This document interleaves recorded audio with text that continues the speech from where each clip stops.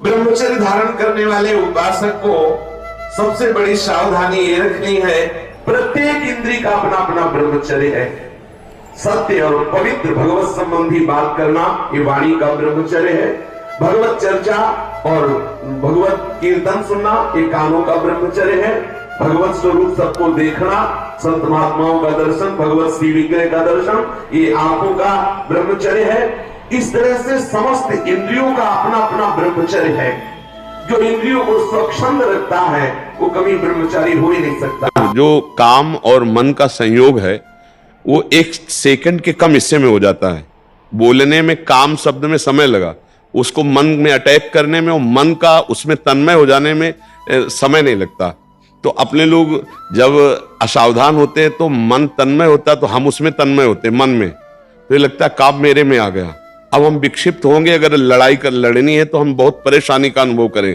परेशान भी नहीं होना, उस समय देखना है कि मन और काम एक हो चुका है और मैं इसका देखने वाला हूं, ना कि मैं इसमें तन्मय हूं।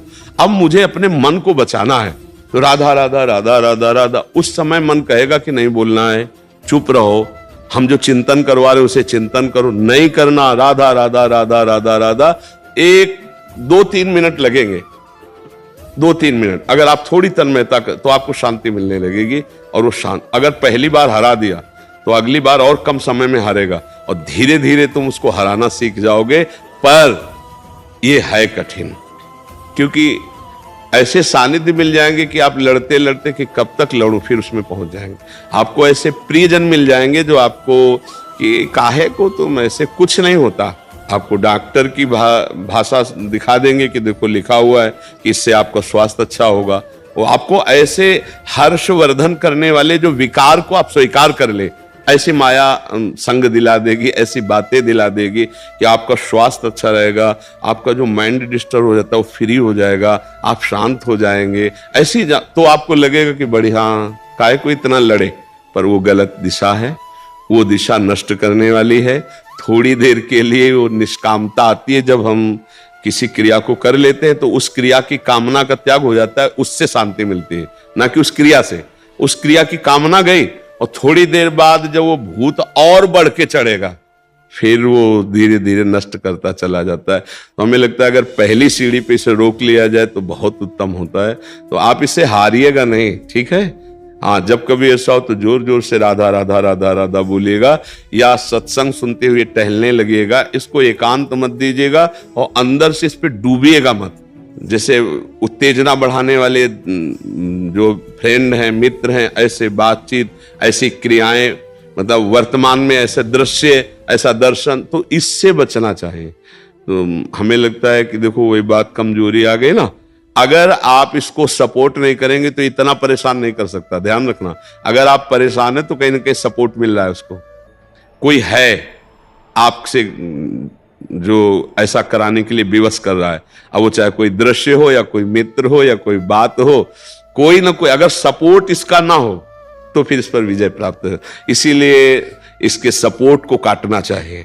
तो लैपटॉप तो बहुत है, फिर मोबाइल और लैपटॉप तो बहुत ही खतरनाक, क्योंकि है बड़ा कठिन कि अपने पास व्यवस्था हो और हम देखें ना, बहुत कठिन है। बातें बना लेना सरल है, लेकिन उसको निर्वाह करना बहुत कठिन है। पर यदि बचना चाहे तो फिर बच सकता है, अन्यथा नहीं। आज हमारी ज्यादातर जो नवीन पीढ़ी गिर रही है उसका कारण कुसंग है, प्रगट का कुसंग और यंत्रों के द्वारा भारी कुसंग। 12-13 ये अवस्थाएं तो बहुत ही पवित्र अवस्थाएं होती हैं। 18, 20, 22 इनमें मूर्खता चढ़ती दिमाग में, क्योंकि कुसंग हो जाता है तब तक भारी बच्चों का, तो फिर वो मूर्खता आती है। अच्छा, ये देखा कि जैसे 15 और 18 इन अवस्थाओं में क्या होता है, जब सयाने बच्चे जैसे स्कूल जाते हैं, फिर हंसी मजाक में अपने अपने अवगुण वर्णन करने लगते हैं, तो धीरे धीरे संस्कार बिगड़ते हैं। तो हाँ, इस अवस्था में बिगड़ने का तो सवाल ही नहीं है। तो ये इस कलिकाल का प्रभाव है, इन यंत्रों का प्रभाव है और जो दुष्संग है उसका प्रभाव है।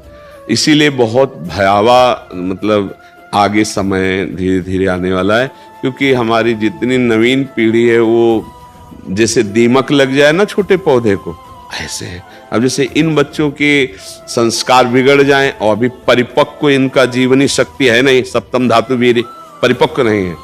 तो अब जैसे 20-22 तक ब्रह्मचर्य रहे तो गृहस्थी में जाए भी और विषय विलासिता में भी उतरे तो भी इनकी हानि नहीं होगी, क्योंकि परिपक्व हो गए। 20-25 तक परिपक्व, जैसे गेहूं की फसल देखी अगर आप जानते हो तो गलेच कहते हैं, जब बाली निकलने को होता है, अगर उस समय काट लो तो एक दाना भी नहीं होगा, और 15 दिन 20 दिन रुक जाओ, वो बाली आ जाए परिपक्व हो जाए तो मनोअन्न होता है। ऐसे ही ये जैसे नव किशोर अवस्था है और 20-22 तक ब्रह्मचर्य, और फिर अगर गृहस्थी में जाना है तो उसका ब्रह्मचर्य परिपक्व हो गया तो वो गृहस्थी में बड़ा सुंदर गृहस्थ बन जाएगा, और आखिरी में पूर्व में ब्रह्मचर्य रहने का अभ्यास है तो आखिरी में ब्रह्मचर्य रह जाएगा और उसका जीवन मंगलमय हो जाएगा। पहले यही प्रथा थी, गुरुकुलों में रखे जाते थे, चाहे राजकुमार हो चाहे कोई भी हो, तो वो 18, 20, 25 तक ब्रह्मचर्य ही रहते थे। तो आप सावधान होकर चलिए। राधा राधा।